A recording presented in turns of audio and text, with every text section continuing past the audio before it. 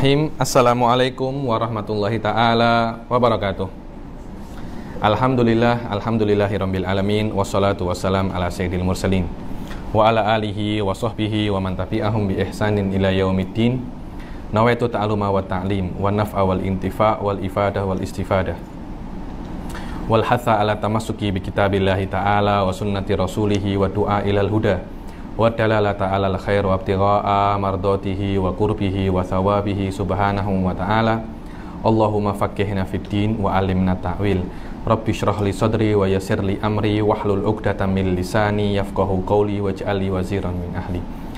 Bismillahirrahmanirrahim. Bismillahirrahmanirrahim. Bismillahirrahmanirrahim. Bismillahirrahmanirrahim. Bismillahirrahmanirrahim. Bismillahirrahmanirrahim. Alhamdulillah, kita masih tetap di kitabun niat, dan kita sudah sampai di niat yang bab yang kedua, yaitu niat duduk di masjid, sampai niat yang keenam.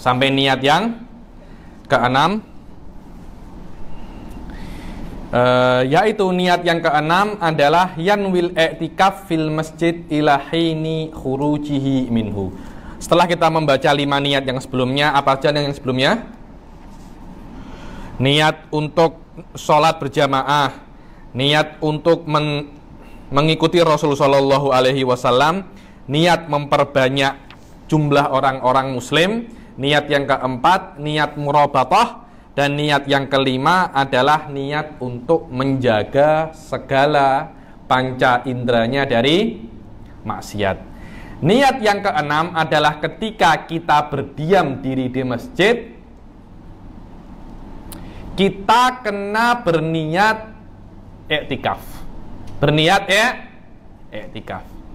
Jadi kita berdiam diri, walaupun kita tidak membaca Al-Quran, kita tidak membaca apapun, kita tidak berbuat apapun, tetap detik per detik kita yang ada di masjid ini diberi pahala i'tikaf. Mudah di dalam mazhab Syafi'i itu, i'tikaf ini adalah ibadah yang paling mudah. Anda cuma kena masuk masjid lebih daripada 2 second. Itu saja.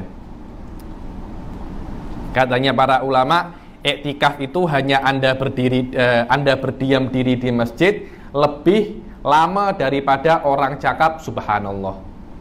Subhanallah berapa second? Subhanallah 1 second atau 2 second. Maknanya kalau Anda duduk di masjid lebih daripada 2 second, Anda sudah boleh untuk beriktikaf. Berbeza dengan madhab-madhab yang lain. Madhab yang lain itu contohnya madhab Imam Malik yang dipakai oleh orang-orang Tunisia, orang-orang Maghrib. Itu i'tikaf harus 1 hari 12 jam dan harus dalam keadaan berpuasa, baru dikatakan beriktikaf. Susah kan? Jadi harus setelah matahari terbit sampai matahari terbenam. Matahari terbit sampai matahari terbenam, dan harus dalam keadaan berpuasa. Ini susah. Beriktikaf seperti itu susah, apalagi orang-orang yang punya kerja, orang-orang yang punya keluarga, nak masak, nak punya baby atau apa. Susah i'tikaf macam itu. Akan tetapi i'tikaf menurut mazhab Imam Syafi'i mudah-mudah saja. Macam mana? Anda cuma kena berdiam diri di masjid. Tapi ada niatnya. Apa itu? Niatnya cuma Anda cakap nawaitul i'tikaf lillahi ta'ala. Itu saja. Yang lebih dahsyat lagi, dulu di masjid-masjid yang ada di Hadramut itu pasti ada tulisan. Ada macam tulisan niat i'tikaf, nawaitul i'tikaf fi hadzal masjid madumtu fihi lillahi ta'ala. Aku berniat i'tikaf di masjid ini selama aku berada di masjid ini. Macam selesai. Jadi tidak perlu 1 jam, tidak perlu 2 jam. Saya beriktikaf selama saya ada. Ya sudah, ketika Anda di masjid 5 menit, ya iktikaf Anda cuma 5 menit. Ketika Anda berdiam diri di masjid selama 10 menit, maka setiap 10 menit itu akan diberi pahala. Macam mana niatnya? Saya berniat iktikaf di masjid ini selama saya ada di masjid ini. Itu saja, mudah kan? Tidak harus 1 jam, tidak harus 2 jam, tidak harus 3 jam. Di masjid-masjid di Tarim itu pasti ada semacam itu. Jadi ada macam ditempel macam itu.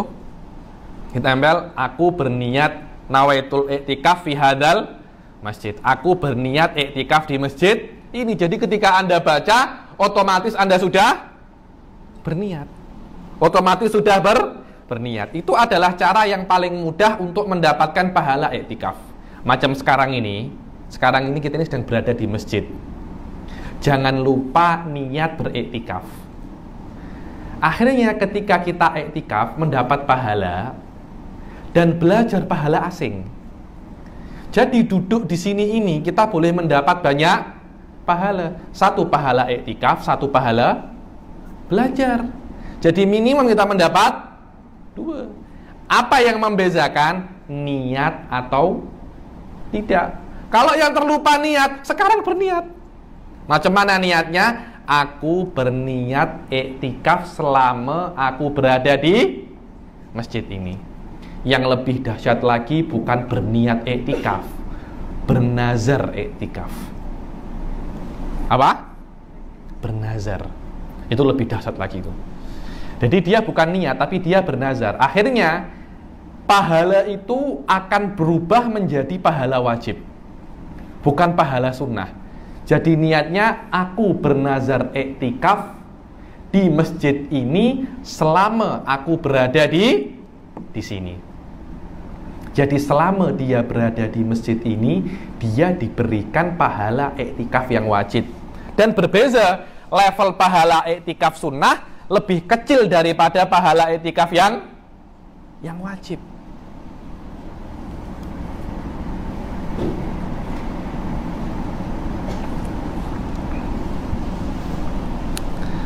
Itulah bagaimana cara kita berniat untuk di masjid. Apa caranya? Niat untuk beriktikaf. Lebih dahsyat lagi, nazar untuk beriktikaf. Akhirnya selama 1 jam kita belajar ini, minimum kita mendapat 2 pahala. Satunya pahala belajar, satunya pahala iktikaf. Tapi gerakan cuma 1, kita cuma duduk saja, tapi pahala mendapat 2. Sof, tengok. Begitu pula belajarnya ini jangan diniatkan hanya belajar, tapi nazar nak hadir kelas. Akhirnya belajar ini pahalanya bukan pahala sunnah, tapi pahala wajib. Kenapa? Karena nazar itu adalah sebuah sistem di dalam syariat untuk merubah pahala sunnah menjadi pahala wajib. Tapi hati-hati, itu sikit berbahaya. Ada orang, saya nazar nak sholat duha, akhirnya dia tak jadi sholat duha, dia berdosa. Kenapa? Karena sholat duha menjadi wajib. Makna wajib kalau dilakukan mendapat pahala, ditinggalkan mendapat dosa. Karena itu, tapi kalau iktikaf tak ada risk. Karena niatnya aku beriktikaf selama aku ada, itu saja. Maknanya selama aku di sini aku beriktikaf, 2 detik pun sudah, 2 second pun sudah boleh. Itu beberapa ulama itu, dulu ada seorang ulama, ayah mertua Habib Umar bin Hafid, namanya Habib Muhammad Al-Haddar. Sebelum kelas dia baca 25 kali. Contohnya niat sadisah. Sebelum masuk kelas dia baca niat yang ke-6 25 kali. 25 kali sebelum, 25 kali setelah. Jadi dia baca 51 kali. 25 kali sebelum, 25 kali setelah, dan sekali dengan gurunya. Namanya manusia bila-bila akan malas. Bila-bila akan malas. Macam mana cara untuk menghalau rasa malas? Beliau menadarkan, Aku nadarkan aku akan belajar 25 sebelum dan 25 sesudah. Jadi dia kena belajar wajib. Kalau dia tak belajar, berdosa. Macam mana Kak Mimi? Kita baca sekali saja sudah tak nak baca lagi. Katanya Habib Umar yang sekarang tak payah ikut mertua saya karena sudah terlalu hebat. Kita minimum baca 3 kali. Alamak, 3 kali. 3 kali pun banyak Habib Umar. Sekali saja. Sekali saja. Itu saja sekali, banyak yang tak buat. Bila-bila saya sering masuk kelas, mereka tak tahu sampai mana. Benar. Mereka tak tahu sampai mana. Jadi mereka masuk itu macam empty, tak ada apa-apa. Guru nak cakap apa, tak tahu. Yang penting saya masuk kelas. Akhirnya masuk dan tak masuk kelas tak ada beza. Setelah keluar kelas tak dapat faedah, masuk kelas pun tak dapat faedah. Tapi kata saya itu better daripada tak hadir kelas sama sekali. Lebih baik masuk kelas tapi tak belajar daripada tak masuk kelas sama sekali. Mungkin dia bertaubat untuk buat macam itu. Akhirnya kena belajar sebelum masuk kelas. Habib Umar mengajar kita macam itu. Minimal yang matannya itu Anda baca 3 kali, syarahnya Anda baca 1 kali. Alamak, saya bilang. Itu pun sudah berat. Kenapa berat? Ya memang karena kita ini sudah murid-murid akhir zaman. Kalau tak saya buat macam ini, ada apa? Sain. Saya pun lupa, Anda pun lupa. Sudah sampai mana? Minggu lalu. Kita buka setiap minggu, 2 minggu sekali. Sudah sampai mana 2 minggu yang lalu? Lupa Habib. Apa? Lupa. Waqala Anas ibn Malik inna minal a'mali ma la yuhsa thawabuha wa innahal i'tikaf. Hadis diriwayatkan dari Anas ibn Malik bahwasanya beliau berkata bahwasanya ada satu amal perbuatan yang pahalanya sangat banyak sampai tidak boleh dihitung. Apa itu? Al-i'tikaf. Al-i'tikaf. Kenapa? Karena puan-puan, dengan i'tikaf itu kita akan banyak dapat kebaikan. Benar. Karena ketika kita di masjid, contoh Masjid At-Taqwa, kita i'tikaf. Nanti bila-bila ada sholat berjamaah, tak mungkin kan ketika ada orang sholat berjamaah, kita hanya duduk, kita mesti ikut sholat berjamaah. Nanti ketika ada orang membaca wirid, tak mungkin kita tak baca, kita juga kena baca. Minimum kita dengar. Nanti tiba-tiba ada syekh masuk, kita boleh cium tangan. Macam-macam. Ketika kita duduk di masjid, kebaikan akan banyak ada.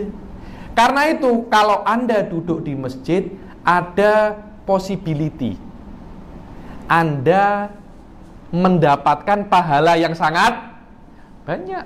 Karena itu iktikaf ini adalah amal perbuatan baik yang dia itu termasuk induk perbuatan baik. Kenapa? Karena Anda berdiam diri di masjid. Ketika Anda berdiam diri di masjid, possibility pahala datang itu akan semakin banyak. Akan ada sholat berjamaah. Tiba-tiba Anda iktikaf di masjid ini, ada syekh mengajar. Minimum Anda boleh dengar, Anda mendapat ilmu. Alamak. Nanti tiba-tiba ada orang bagi-bagi makanan, Anda pun juga boleh dapat makanan, dapat berkah. Maknanya Anda terima hadiah orang, orangnya senang, Anda menyenangkan orang, Anda mendapat pahala. Suf, tengok, iktikaf di masjid itu boleh mendapatkan pahala yang banyak. Mala yuhsa thawabuha wa innahal i'tikaf. Wa kana sallallahu alaihi wasallam ya'takifu fil ashril awakhir min syahri Ramadan. Dan adalah Rasul Shallallahu Alaihi Wasallam itu beriktikaf di 10 hari terakhir pada bulan Ramadan. Kenapa? Karena 10 hari terakhir pada bulan Ramadan adalah ada possibility untuk malam Lailatul Qadar, dan Rasulullah menginginkan malam Lailatul Qadar itu diisi dengan iktikaf. Kalau memang iktikaf itu amal perbuatan yang pahalanya sedikit, Rasulullah tidak akan menginginkan malam yang paling mulia diisi dengan iktikaf. Karena Rasulullah mengetahui pahala iktikaf adalah pahala yang sangat besar, akhirnya Rasulullah menginginkan iktikaf itu adalah amal yang dilakukan ketika Lailatul Qadar. Akhirnya Rasulullah ingin Lailatul Qadar itu macam malam 1000 bulan beriktikaf. Jadi macam beriktikaf 1000 bulan. Saya punya kawan ketika malam Lailatul Qadar tidur. Kenapa tidur? Agar saya tidak mengantuk lagi, Habib. Kenapa? Karena macam tidur 1000 bulan. Kalau orang tidur 1000 bulan nak mengantuk lagi tak? Sudah. Orang yang mengantuk itu kalau tidurnya 4 jam mengantuk. Tapi saya tidur 1000 bulan. Macam tidur 1000 bulan. Itu sedap sangat, Habib. Karena itu ketika Lailatul Qadar saya nak tidur. Jangan sampai ketika Asro Awakhir pergi ke mal-mal, sudah cukup. Saya tak tahu di Malaysia macam mana. Di Indonesia itu semakin akhir Ramadan, pasar raya semakin ramai. Orang beli baju untuk raya. Benarkah?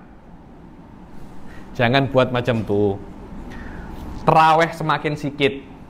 Terawih semakin sikit. Pasar raya semakin ramai. Jangan buat macam itu. Saya tengok stasiun bus semakin ramai. Orang-orang nak pulang ke rumah, tak ada orang yang berinisiatif, oh saya Ramadan ini saya nak meramaikan masjid Allah, nak meramaikan masjid Allah, nak beriktikaf. Semakin akhir bulan Ramadan kita harusnya semakin beriktikaf, bukan iktikaf di mall. Akhirnya nanti ketika di mall itu bulan Lailatul Qadar, akhirnya Anda macam ke pasar raya 1000 bulan. Mau ketika ditengokkan amal perbuatan, alamak, Anda macam ke pasar raya 1000 bulan. Macam ke Genting Highland 1000 bulan. Atau macam ke pavilion 1000 bulan. Jangan sampai seperti itu. Kita kena iktikaf seperti 1000 bulan. Wa dakhala rajulun ba'dal masajidi fara'a fiha ba'das sholihin minal fuqara mu'takifan. Seseorang masuk ke sebuah masjid. Ini sebuah cerita. Ada seseorang masuk ke sebuah masjid, kemudian orang itu mendapati seseorang daripada orang-orang soleh. Ada orang soleh sedang beriktikaf. Orang soleh daripada orang-orang yang miskin. Jadi sudah orang soleh, miskin pula, iktikaf pula. Maknanya orang ini sangat mempunyai kedudukan yang tinggi di depan Allah. Seseorang masuk, contohnya masuk di Masjid At-Taqwa, tengok ada orang soleh sedang beriktikaf. Orang itu tanya, Tuk Guru, Tuan, Habib, Ustadz, Kiai, kenapa Anda beriktikaf di sini? Apa jawabannya? Faqala lahu ma julusuka hadhihi sa'ah. Kenapa engkau duduk di masjid ini pada waktu ini? Apa kisah? Apa katanya orang itu? Asaitu sahibad dar falazimtul julusa fi baitihi wa alaitu la akhruj hatta yaghfirali. Suf, tengok. Aku barusan bermaksiat kepada sahibudar. Ini adalah rumah Allah. Rumah ini punya siapa? Allah. aku sudah bermaksiat kepada yang punya rumah ini. Maknanya aku bermaksiat kepada Allah. Wa alaitu, kata-kata alaitu dalam bahasa Melayu maknanya bersumpah. Dan aku bersumpah, aku tak akan keluar daripada rumah ini, maksudnya tak akan keluar daripada masjid ini sampai Allah mengampuni aku. Saya ketika baca saya sedikit tertawa. Oke, macam mana Allah nak beritahu kalau Allah sudah mengampuni Anda? Dulu ada salah seorang sahabat, 3 orang sahabat. Kalau tak silap di perang Khandaq atau di perang Uhud, saya lupa, salah satu perang. 3 orang ini tak hadir perang. Ketika tak hadir perang, oleh Rasul ditanya, kenapa engkau tak hadir perang? Cakap, ternyata udurnya tidak diterima oleh Rasul. Maknanya, sebab dia tak hadir perang, Rasul tak boleh terima. Ini bukan sebab yang urgent. Tak. Cuma Anda tak nak hadir. Saya akan menghukum Anda karena Anda sudah tidak hadir perang. Apa hukumannya? Rasul menyuruh para sahabatnya untuk memboikot 3 orang ini. Jadi jangan Anda cakap kepada mereka. Jadi setiap ada orang, dia nak cakap pada orang, macam mana kabar? Buang muka, pergi. Jadi tidak ada orang cakap dengan dia. Dia inbox kawannya tak dibalas, dia call kawannya direject. Semua kawan-kawannya tidak mau cakap dengan dia. Kenapa? Ini perintah Rasul. Rasul cakap, jangan ada yang bicara kepada 3 orang ini sampai Allah ampuni dia. Alamak, kita ini tak pernah tengok Allah. Macam mana kita tahu Allah akan ampuni kita? Setiap dia beli sesuatu, orang-orang tak nak jual. Kalau jual pun tak mau cakap. Perintah Rasul. Nak apa lagi? Sampai ayat turun. Sampai mereka merasa dunia ini sempit. Dunia ini sempit. Apa ayatnya? Wa 'alats salasatil ladzina khulifu hatta idza dhaqat 'alaihimul ardu bima rahubat. Dibilang, dan saya ampuni kepada orang-orang yang mempunyai udzur, begitu pula 3 orang yang tak hadir perang. Ini ampunan Allah sudah datang. Loh, dulu masih ada wahyu. Lah sekarang sudah tak ada wahyu. Macam mana wahai orang miskin, wahai wali, Anda boleh tahu kalau Allah mengampuni Anda? Loh, Anda ini jangan cakap siapa. Kita ini berurusan dengan Allah. Kalau Allah nak, Allah akan mengirimkan sign. Tapi sebelum ada sign itu, sebelum ada tanda ampunan dari Allah, saya tak akan pergi dari masjid ini. Kenapa? Saya sudah bermaksiat kepada Allah. Itu kalau kita mungkin setiap hari kita akan ada di masjid. Kenapa? Karena terlalu banyak maksiat yang kita buat. Dan disunahkan, puan-puan, kalau kita tengok orang bermaksiat, kita disunahkan sujud syukur depan dia. Ada orang minum arak, di depan dia Anda sujud syukur. Sujud syukur. Kenapa engkau sujud syukur? Alhamdulillah, aku tidak bermaksiat macam engkau. Aku diberi akal yang baik oleh Allah, aku diberi agama yang baik oleh Allah, agar aku tidak bermaksiat macam engkau. Agar orang itu sadar, ya Allah, ternyata aku ini ahli maksiat. Sampai ada orang Sujud syukur karena dia tidak maksiat. Tapi sujud syukurnya sekali saja. Nanti kalau Anda masuk pavilion, Anda sujud syukur tak bangun-bangun. Sujud syukur tak bangun-bangun karena banyak tengok orang bermaksiat, orang tak pakai tudung lah, orang bawa girlfriendnya lah, orang minum arak lah, apalagi kalau malam-malam di Bukit Bintang. Tengok orang minum arak, Anda akhirnya sujud syukur tak bangun-bangun. Sekali saja sujud syukur. Sujud syukur disunahkan ketika Anda tengok orang bermaksiat atau Anda tengok orang diberi cobaan oleh Allah. Ada orang sakit, bila-bila ada orang, subhanallah, Allah memberi nikmat besar kepada kita. Kita semua punya bagian tubuh semuanya lengkap. Ada beberapa orang tangannya tak ada, kakinya tak ada. Disunahkan kalau tengok orang semacam itu sujud syukur, tapi jangan di depan dia.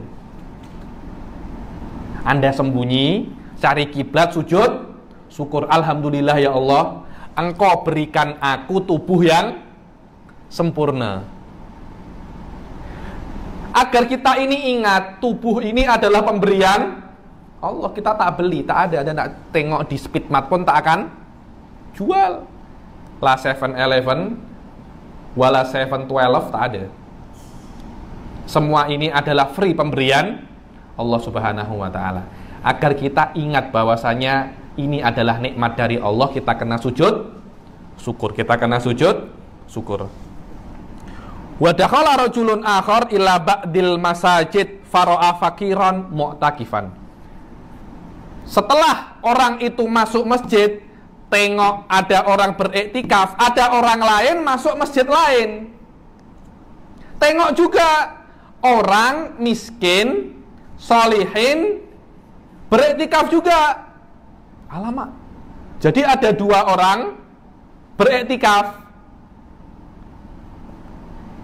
Dan dua-duanya sama-sama miskin dan sama-sama wali. Ditanyai, engkau kenapa masuk masjid ini pada waktu ini dan buat iktikaf? Katanya apa? Da'ani ila babihi fa'ajabtuhu wa ana antadhirul idna bidukhul. Allah memanggil aku. Allah memanggil aku, maka aku datang. Sekarang aku di masjid ini, aku meminta, aku menunggu izin untuk masuk ke hadratil ilahiyah. Di dalam sufi-sufi ada yang namanya fana. Pernah dengar? Fana. Fana itu maknanya Anda tidak ingat apa-apa. Fana itu maknanya Anda tidak tengok apa-apa kecuali semuanya berhubungan dengan Allah Subhanahu wa ta'ala. Ketika Anda tengok ala fonte, Anda tidak tengok ala fonte, tapi Anda tengok nikmat air ini. Ya Allah, coba kalau air ini rasanya asin, kita tak akan boleh minum. Alhamdulillah, ini adalah air ciptaan Allah. Sedapnya air ciptaan Allah. Ketika tengok wanita cantik, alhamdulillah, wanita cantik. Jangan tengok cantiknya, tapi tengok siapa yang menciptakan. Ketika tengok laki-laki handsome, terus seperti itu. Anda tidak tengok orangnya, tapi Anda tengok sebab asasnya. Itu maknanya Anda masuk ke dalam alam Allah. Itulah yang namanya apa? Fana. Itulah yang namanya apa? Fana. Orang fakir ini ingin fana. Dulu ada beberapa, saya tengok ada dulu tari-tari sufi itu kan berputar-putar saja kan, berputar-putar. Anda pernah coba itu? Coba berputar 3 kali, muntah. Saya tengok ada orang berputar 50 menit. Alamak, saya bilang 1 jam berputar tak tahu berapa kali putaran. Wallahu a'lam, itu mungkin diantara sebab-sebab dia itu fana.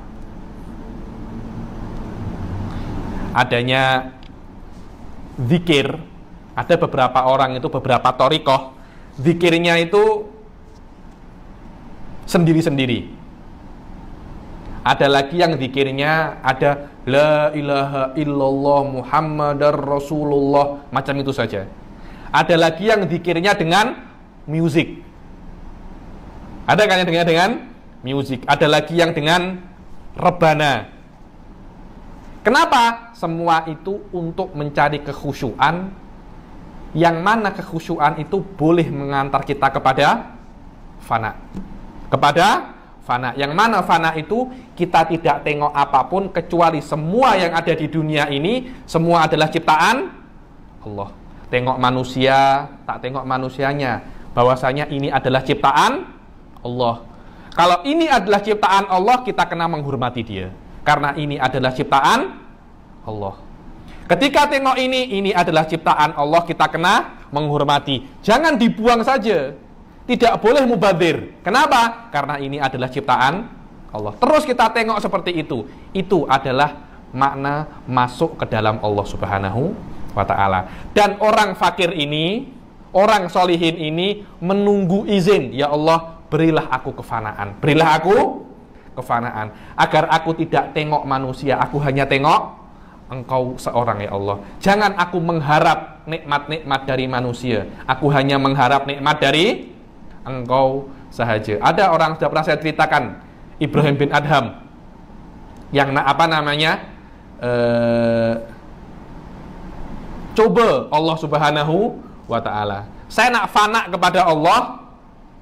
Kalau memang saya fana kepada Allah, saya tak perlu kepada manusia, hanya kepada Allah, apakah Allah akan beri makan saya? Apakah Allah akan beri makan saya? Benar. Akhirnya Ibrahim bin Adham ini masuk ke gua yang tak ada orang.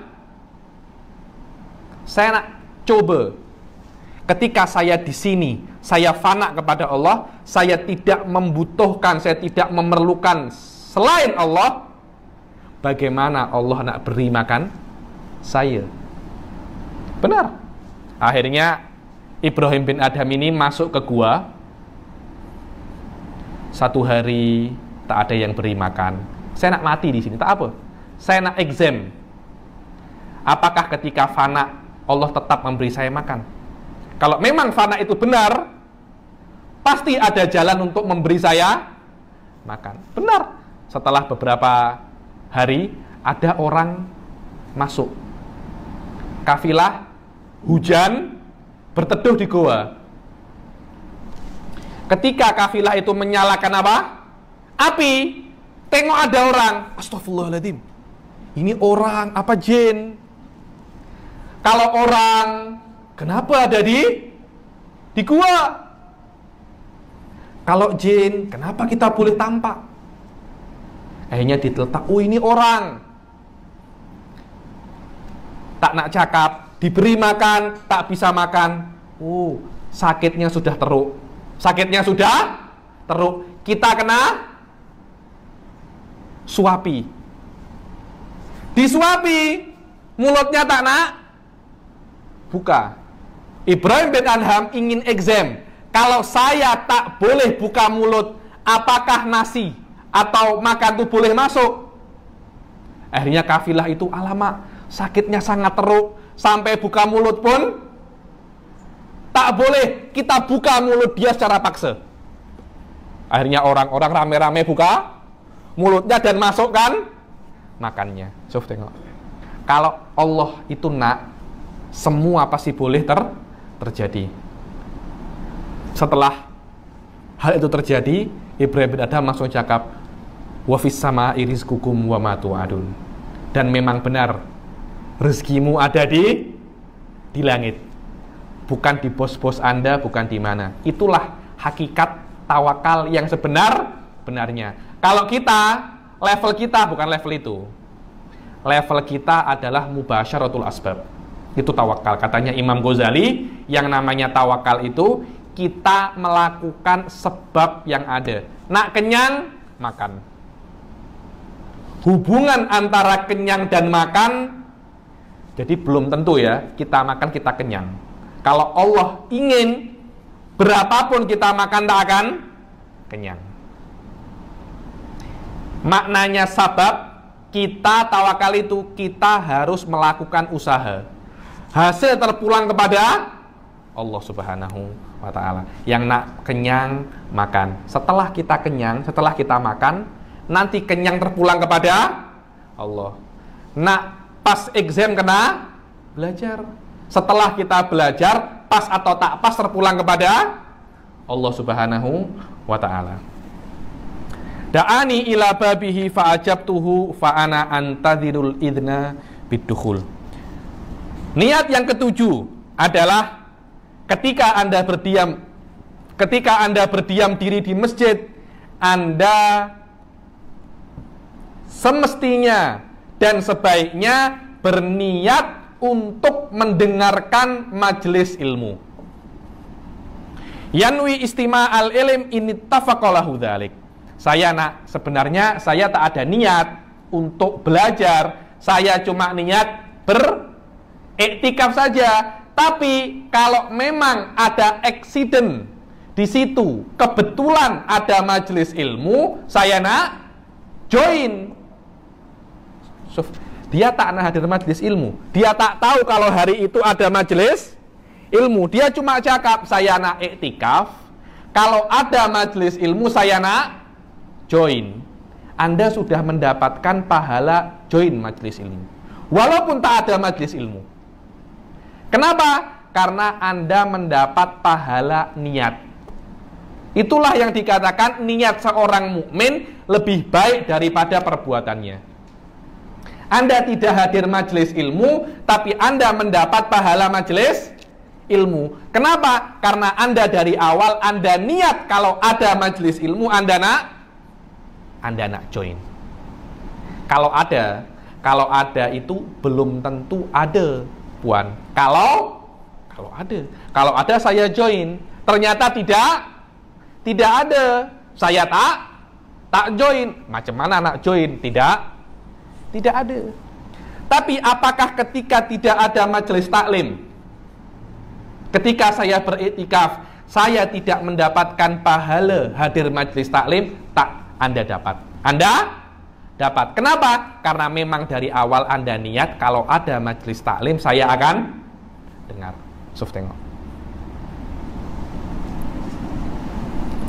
Bukan hanya majelis taklim, kalau ada hilakuz zikir. Kalau ada hilakuz zikir ini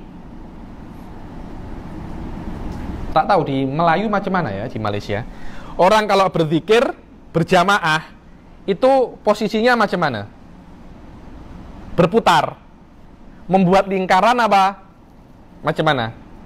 Lingkaran ya, itu namanya hilakuz zikir. Di dalam Arab kalau nak membaca Al-Quran, nak berzikir, mereka membuat lingkaran dulu. Maknanya orang itu duduk melingkar. Dia cakap nanti kalau ada lingkaran zikir, saya nak join di situ. Ternyata tidak ada lingkaran zikir. Apakah dia mendapat pahala join lingkaran zikir? Dapat. Kenapa? Karena ada unsur niat. Itulah makna wal julusu fi hilakiz zikir kayyahsulalahu as-sawabul adzim. Agar dia mendapat pahala yang besar. Dia mendapat pahala yang besar. Jadi niatnya selain iktikaf, ketika masuk ke masjid, selain iktikaf, niat untuk ikut majelis taklim atau ikut majelis zikir. Atau ikut majelis zikir. Nanti ada atau tak ada perkara asing. Tidak ada pun Anda sudah mendapat pahala.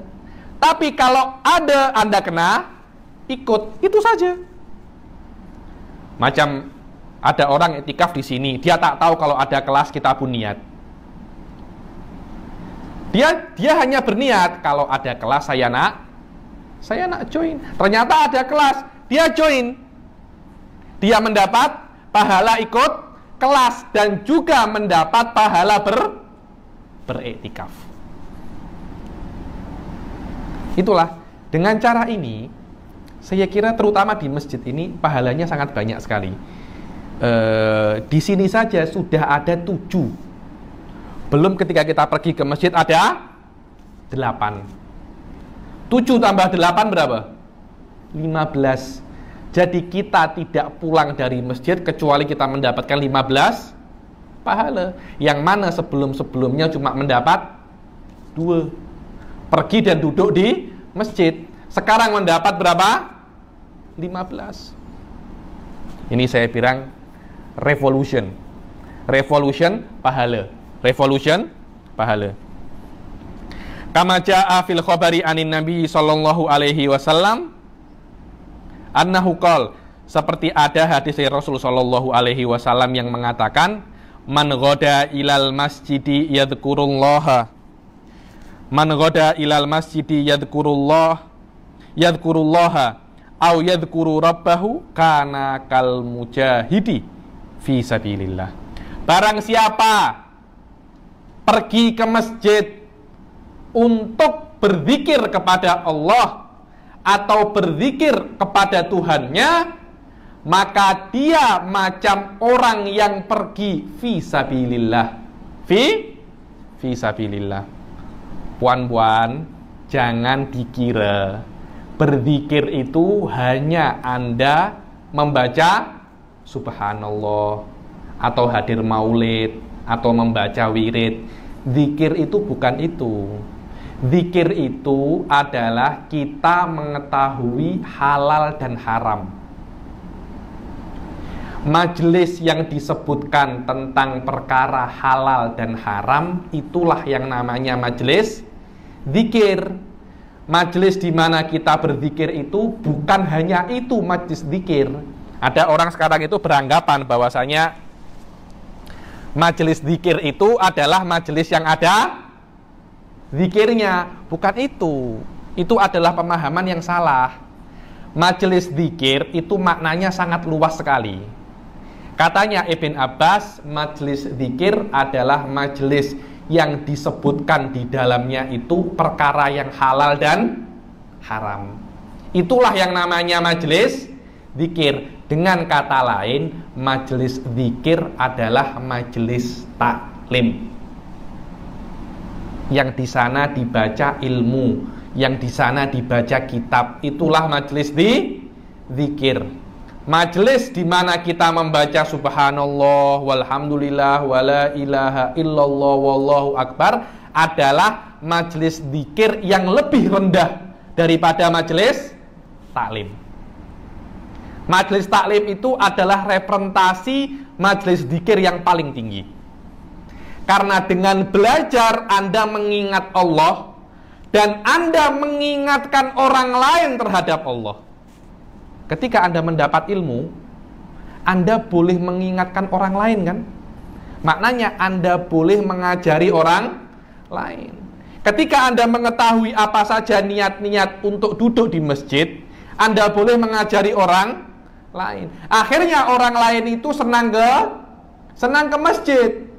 Karena itu majelis taklim bermanfaat untuk Anda dan bermanfaat untuk orang lain. Majelis zikir hanya bermanfaat untuk Anda, tidak bermanfaat untuk orang lain.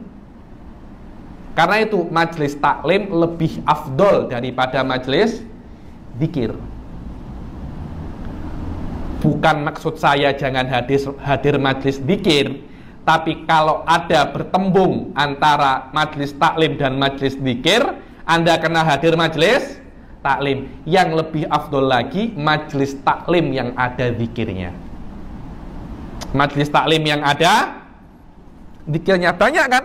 Ada majelis taklim itu majelis maulid, tapi sebelum maulid membaca kitab atau ada tausiah, itu semuanya majelis zikir plus majelis maulid. Jadi Anda mendapat 2, bukan maulid saja, bukan zikir saja, tapi ada perkongsian ilmu. Dan itulah sebenarnya yang paling afdol. Itulah yang paling afdol.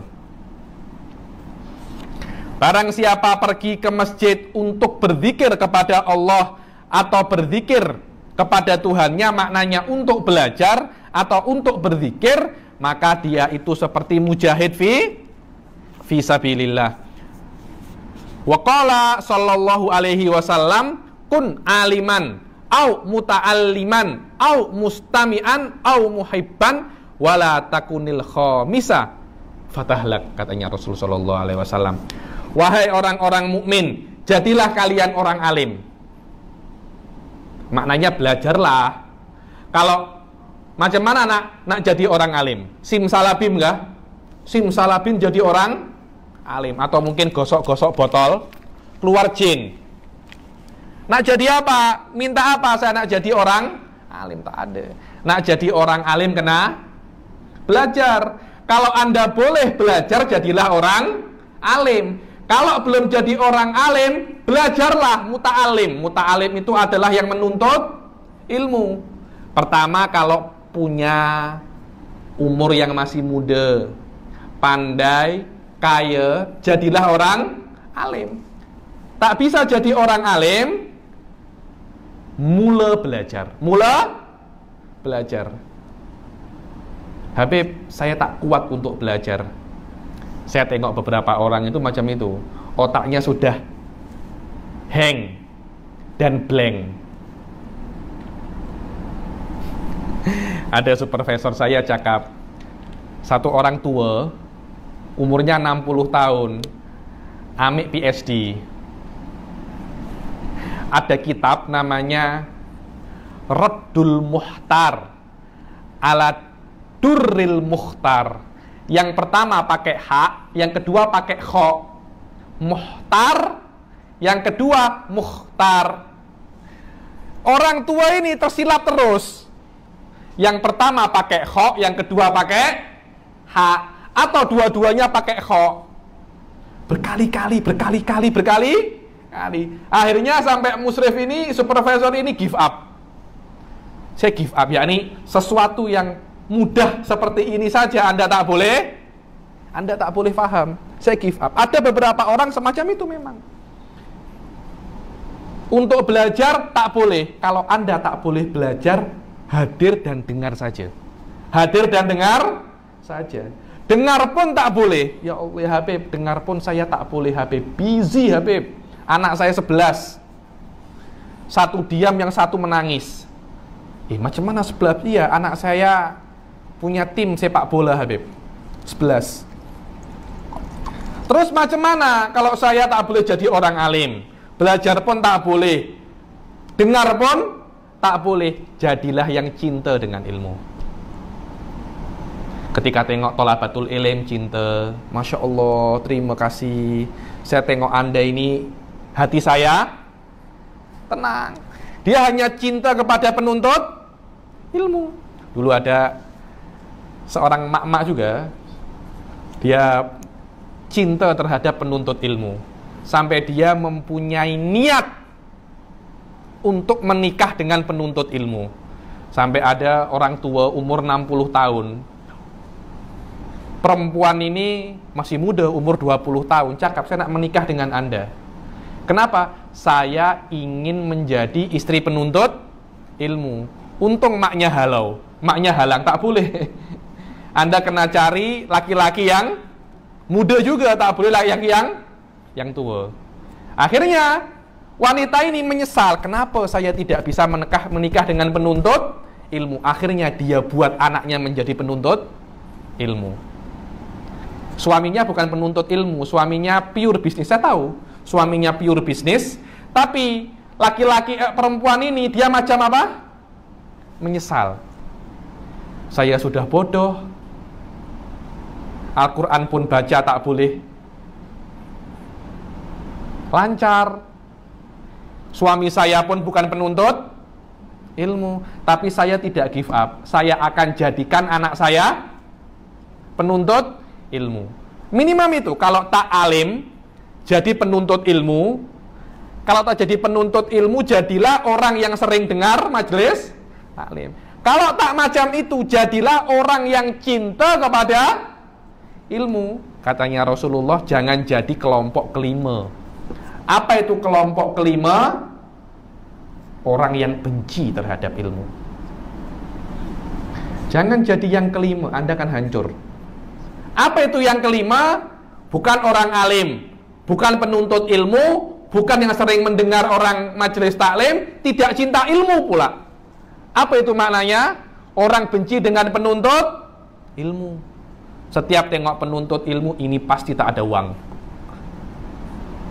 Penuntut ilmu masuk kedai, ada uang kah? Terus setiap ada penuntut ilmu, kata-katanya selalu menyakiti. Orang semacam ini fatahlak. Saya tak tahu, di beberapa tempat itu ada semacam tengok penuntut ilmu agama ini macam disgusting.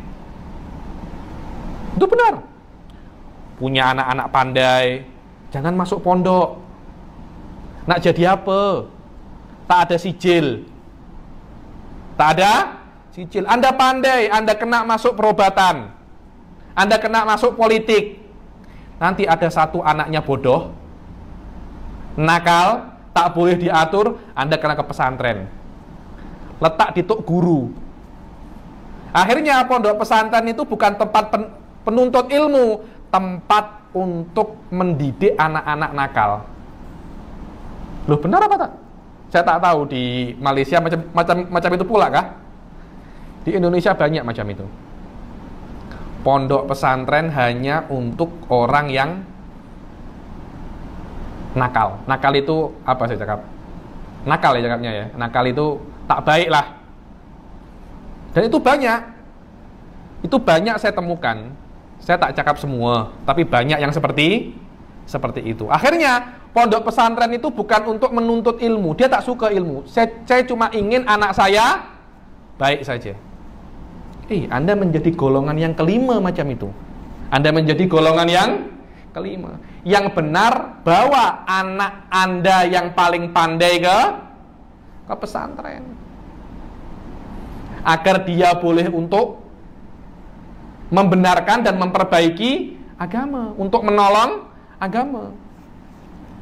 Wa qala sallallahu alaihi wasallam, julusu sa'atin indal alim ahabbu ilallahi min ibadati sanatin la ya'sillaha fiha torfata ain. Tengok. Duduknya seseorang itu di samping orang alim sesaat saja. Sa'ah ini bukan 1 jam. Di situ apa translate-nya? Sesaat, betul, sesaat. Duduknya seseorang sesaat saja di samping orang alim, di sisi orang alim, lebih baik daripada ibadah 1 tahun, yang mana 1 tahun itu dia tidak bermaksiat kepada Allah sekejap. Tak. Maknanya 1 tahun pure dia beribadah, pahalanya lebih kecil daripada duduk sekejap dengan orang alim. Kenapa? Karena duduk sekejap dengan orang alim itu mempunyai banyak faedah. Mempunyai banyak faedah. Tapi ini orang alim yang hakiki, bukan orang alim-alim. Apa kok Indonesia dibilang orang alim abal-abal. Alim abal-abal ini alim-alim pseudo alim. Dia kira dia alim, alim-alim palsu. Karena sekarang orang alim ini maknanya sudah beza. Saya tak tahu ya, Malaysia macam mana. Indonesia itu kalau cakap orang ini pandai, makna pandai itu ada makna lain. Beberapa makna lain. Ada makna pandai itu memang otaknya pandai. Orang pandai atau orang pintar, maknanya dia itu bomoh. Bomoh. Orang ini pergi ke orang pintar atau orang pandai, maknanya dia pergi ke bomoh. Bukan itu orang alim. Orang alim itu adalah ulama yang mempunyai ilmu banyak. Itu orang alim. Orang ulama mempunyai ilmu banyak dan ulama itu mempraktekkan ilmunya. Itu orang alim. Kenapa? Karena orang alim itu boleh membuat sekelilingnya menjadi orang baik. Itu sebenarnya orang alim. Kita tengok Nabi Rasul Shallallahu Alaihi Wasallam bagaimana merubah para sahabatnya dari umat yang paling bodoh. Ketika Rasul datang, kan orang Arab sebelum Rasul datang perang saja, satu sama lain saling perang, sampai dikisahkan perang berabad-abad sebab kalah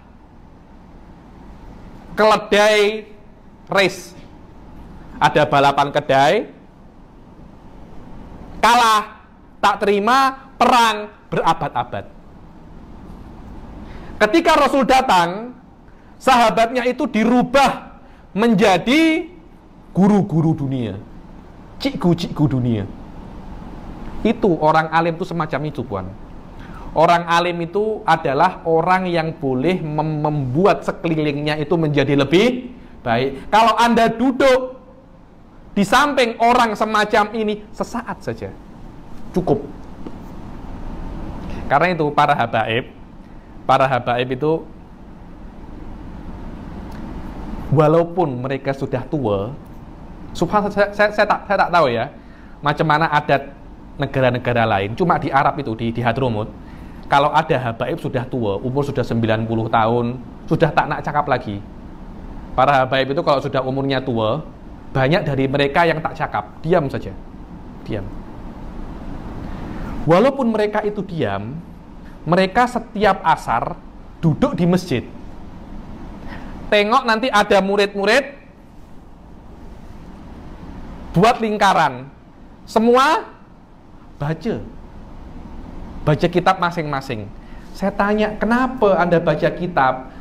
Habibnya ini sudah tak boleh cakap, dia tak boleh jelaskan, cakap saja sudah tak boleh. Apa katanya orang? Saya nak tengok wajah Habib, saya nak duduk di samping Habib. Kenapa? Karena duduk di samping orang alim sesaat saja lebih afdol daripada ibadah 1 tahun. Lebih afdol daripada ibadah satu tahun. Kenapa? Karena dengan melihat beberapa wajah ulama, kita akan mempunyai spirit untuk beribadah. Diceritakan pengarang Maulid Habsyi ini, Al-Habib Ali bin Muhammad Al-Habsyi, katanya kalau ada orang itu semangat ibadahnya turun, tengok beliau macam charger. Itu benar, diceritakan. Saya kalau sudah tak nak, namanya iman ya, iman itu kan bila-bila naik, bila-bila turun. Kalau sudah naik, sholat sunnah 100 rakaat.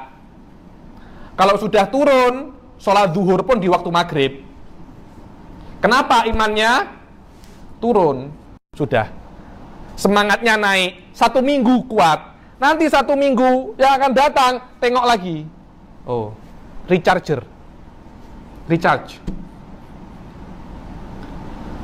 Sekarang sudah lama tak tengok Habib Ali bin Muhammad Al-Habsyi. Saya nak tengok 1 menit cukup untuk 1 minggu beribadah. Semangatnya apa?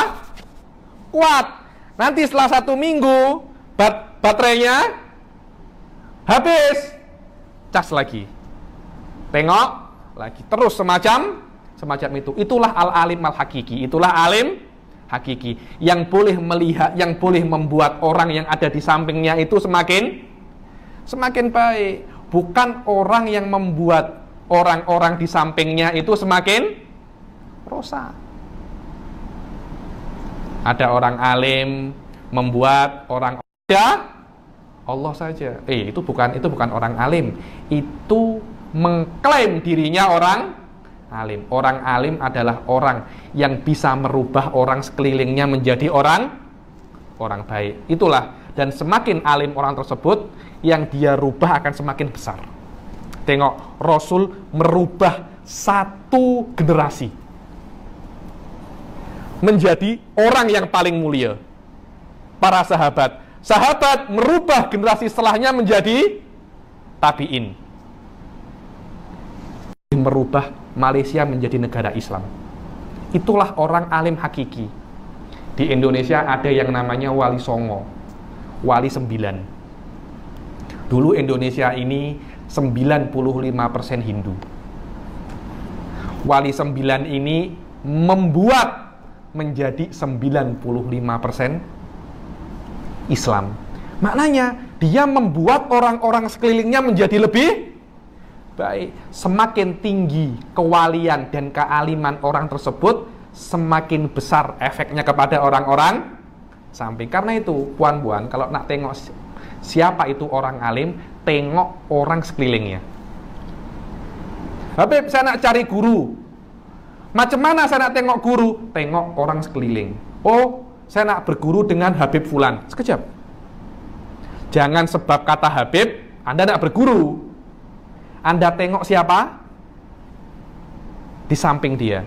Orang yang di samping dia, orang baik atau orang buruk? Orang yang alim atau orang yang tak? Oh, semua di sampingnya, semuanya sering pergi ke pavilion, sering pergi ke Genting Highland. Untuk jadi kawan tak apa, untuk belajar jangan. Kawan tak apa. Tapi untuk ambil ilmu daripada dia, kejap, jangan. Anda kena tengok siapa di orang ini dulu sebelum kenal dengan Habib Fulan minum arak, mencuri, tapi setelah kenal dia bertaubat. Saya ketika tengok ceramahnya Ustadz Abdul Somad, saya tengok semuanya pelakon-pelakon semua. Maknanya dulu mereka berbuat maksiat. Kenal Ustadz Abdul Somad semuanya bertobat saja. Tengok di situ, oh, saya nak belajar dengan ini, oke. Kenapa? Karena orang yang di samping dia semuanya bertambah menjadi baik. Itu bagaimana cara untuk tengok orang ini baik atau tidak. Tengok orang-orang di samping dia. Ada kan beberapa ustadz itu tertawa saja. Subhanallah, ceramah 40 menit tertawa, 20 menit ilmu. Anda tengok orang-orang sampingnya, yang di sampingnya itu lebih baik atau biasa-biasa saja. Kalau biasa-biasa saja, tak payah belajar dengan dia. Cari guru lain. Karena Anda sudah menghabiskan waktu Anda penat mencari guru. Harus berbaloi. Minimal saya belajar dengan guru ini, saya menjadi lebih baik. Dengan ini kita masih belum menyelesaikan niat ketujuh. Kita akan teruskan di pertemuan yang akan datang, yaitu di dalam hadis Rasul, man adraka majlisa ilmin faka'annama adraka majlisi.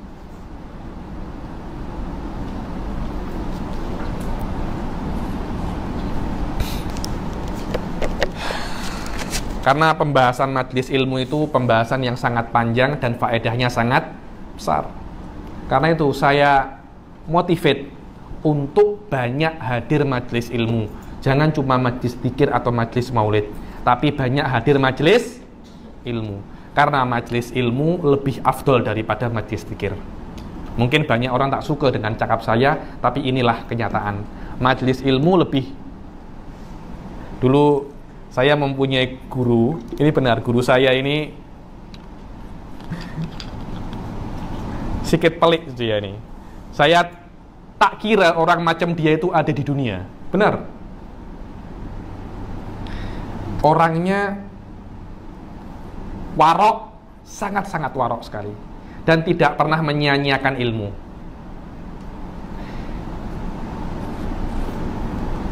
Setiap hari hanya tidur 3 jam.